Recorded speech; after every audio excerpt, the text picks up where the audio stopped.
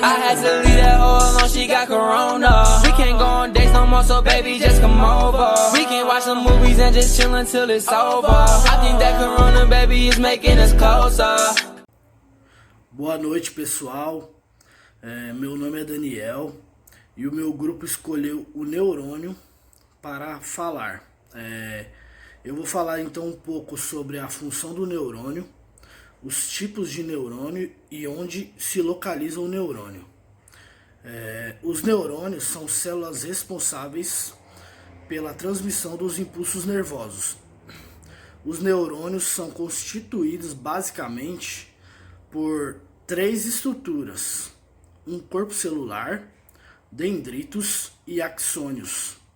Os neurônios podem ser classificados de diversas formas, conforme sua morfologia, como bipolares, que apresentam um dendrito e um axônio, os multipolares, que apresentam mais de 2 prolongamentos, a maioria dos neurônios são multipolares, e os pseudo-unipolares, que apresentam apenas um prolongamento. No entanto, este se divide em dois. Um se dirige para a periferia e o outro para o sistema nervoso central. De acordo com sua função, os neurônios podem ser classificados como sensoriais ou aferentes, que transmitem as informações captadas pelos órgãos sensoriais. Motores ou eferentes, que transmitem os impulsos nervosos aos diversos órgãos. E os interneurônios, que estabelecem conexões entre os diversos neurônios sensoriais e motores. Como ocorre a transmissão dos impulsos nervosos? As informações chegam aos neurônios por meio da sua captação a partir dos órgãos sensoriais, que as enviam à medula ou o encéfalo. Nessas regiões, os impulsos nervosos chegam aos neurônios por meio dos dendritos e são transmitidos a outros neurônios ou outros tipos de células pelos axônios. Onde são localizados os neurônios? Os corpos das células dos neurônios estão agrupados na massa cinzenta na superfície do cérebro, na massa cinzenta similar, na parte interna da medula espinhal e em pequenos nódulos chamados gânglios, perto da coluna vertebral. O cérebro humano contém 86 bilhões de neurônios, ligados por mais de 1000 conexões sinápticas cada. As sinapses são as junções entre a terminação de um neurônio e a membrana de outro neurônio. E temos aqui um desenho do neurônio explicando cada parte dele, que no caso o meu grupo irá explicar melhor cada parte para vocês. Salve galera, tudo bom com vocês? Para quem não me conhece, eu me chamo Deandre e vamos fazer mais uma apresentação aqui. Dessa vez vamos apresentar o neurônio. Vamos explicar todas as funções, o conceito. Creio que todo mundo já sabe desenhar um neurônio, né? Então vou explicar justamente essa parte aqui, o corpo celular.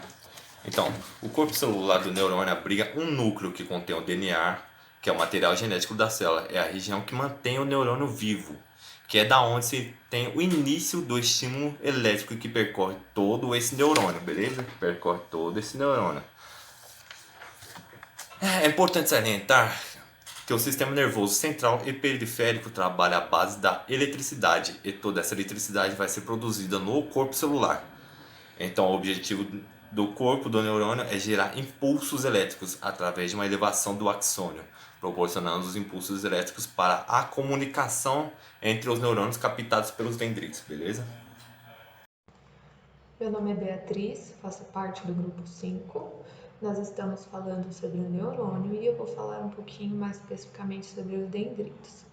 Dendrito é um termo utilizado para se referir à árvore esse é o neurônio e esses são os dendritos. Árvore, porque ele tem imagem bastante semelhante com os galhos. Esses dendritos, eles são prolongamentos do neurônio, que aumenta a superfície celular e melhora no processo de captação da informação. Ele contém citoplasma, bastante semelhante ao corpo celular, mitocôndria e outras organelas, exceto o aparelho de Golgi. Também possui pequenas projeções, que são as espinhas dendríticas ou as gênulas. Essas espinhas dendríticas, elas são relevos de membrana, onde os estímulos são recebidos. Essa membrana, ela ajuda a transmitir os sinais elétricos para o corpo do neurônio. E também nessa membrana encontram-se canais de recepção, composto por proteína, que contém componente de ligação, onde o neurotransmissor é fixado, e o componente ionóforo, que atravessa toda a membrana até o interior do dendrito. Os dendritos no neurônio aferente são bastante ramificados e por isso mais complexos. Já os dendritos no neurônio eferente, eles são menos ramificados e mais simples.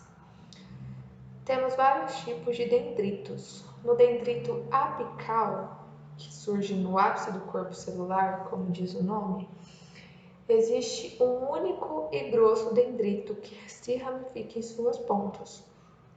Eles são encontrados principalmente no córtex cerebral. Podem ser distal, mais longos, ou proximal, mais curtos, e recebem o impulso de neurônios que estão mais próximos. Também temos o dendrito basilar ou basal, que surge na base do corpo celular e são encontrados em maior número. Esse não contém o talo, como no apical. Temos também o dendrito liso e o dendrito espinhoso, que se refere a ter ou não as espinhas dendríticas. No caso do liso, ele não possui as espinhas e possui caráter inibitório, que faz com que o neurotransmissor seja inibido e possui pouca chance de transmitir o impulso. Já o dendrito espinhoso possui as espinhas dendríticas e sua sinapse é excitatória, ou seja, o neurotransmissor projeta o impulso com mais facilidade ao longo de todo o neurônio.